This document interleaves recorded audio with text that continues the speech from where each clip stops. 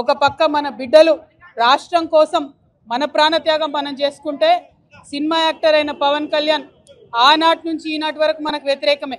ఇవాళ కూడా ఆయన మాట్లాడుతున్నాడు, తెలంగాణ నాయకుల దిష్టి కళ్ళతోని కోనసీమ పాడైందంటున్నాడు. మనం ఎన్నడూ దిష్టి పెట్టలే. కోనసీమ బాగుంది, కోనసీమ ఎట్లుందో అట్లా తెలంగాణ కావాలనుకున్నాం తప్పితే ఏనాడు కూడా తెలంగాణ బిడ్డలకు మనస్సు చిన్నగా ఉండదు, పెద్దగా ఉంటుంది, పెద్దగా ఆలోచిస్తాం. మేము ఇప్పుడు కూడా చెప్తా ఉన్నాం, పవన్ కళ్యాణ్ గారు మా రాష్ట్రం ఏర్పడి 12 సంవత్సరాలు అయింది.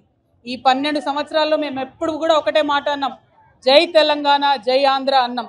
తెలంగాణ ఎంత బాగుందో ఆంధ్ర కూడా బాగుండాలన్నాం. నేను ప్రత్యేకంగా లోక్సభలో నిలబడి ఆంధ్రకు ప్రత్యేక హోదా కూడా ఇవ్వాలని అడిగిన. మేము తెలంగాణ వాళ్ళం ఎప్పుడు కూడా పక్కోంది గుంజుకోవాలని చూడం, పక్కోడు బాగుంటే మా కళ్ళు మండయి. మేం బాగుండాలని కోరుకుంటాం తప్పితే పక్కవాడు చెడిపోవడాలని ఎప్పుడు కోరుకోలేదు.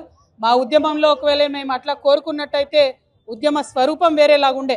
మా బిడ్డలు ఆత్మబలిదానాలు చేసుకున్నారు తప్పితే ఒక్క పరాయి రాష్ట్రం వాడి వ్యక్తి మీద కూడా చెయ్యి ఎత్తలేదు మేము ఎప్పుడు కూడా. ఆ విషయాన్ని దయచేసి పవన్ కళ్యాణ్ గారు గుర్తుపెట్టుకోవాలి. ఆనాడంటే మీరు సినిమా యాక్టర్ ఏమన్నా నడిచింది, ఇవాళ మీరు డిప్యూటీ చీఫ్ మినిస్టర్, మీరు ఆంధ్రప్రదేశ్ యొక్క ప్రజలను దేశవ్యాప్తంగా రిప్రజెంట్ చేస్తారు. మీరు మాట్లాడే మాటలు కూడా మీ ప్రజలకు ఆపాదిస్తారు. కాబట్టి జాగ్రత్తగా మీరు ఆలోచన చేసి మాట్లాడాలని నేను పవన్ కళ్యాణ్ గారిని కోరుతున్నాను. మరి అదేవిధంగా రాష్ట్ర ఉద్యమంలో అమరులైనటువంటి వారికి మరొకసారి మనస్ఫూర్తిగా నివాళులు అర్పిస్తూ ఉద్యమకారులకు సంబంధించి 250 గజాల జాగా, పెన్షన్, అదేవిధంగా గుర్తింపు కార్డు ఏదైతే కాంగ్రెస్ ప్రభుత్వం ఇస్తా అన్నదో డిసెంబర్ 9 నాడు ఖచ్చితంగా అనౌన్స్ చేయాల్సిందే.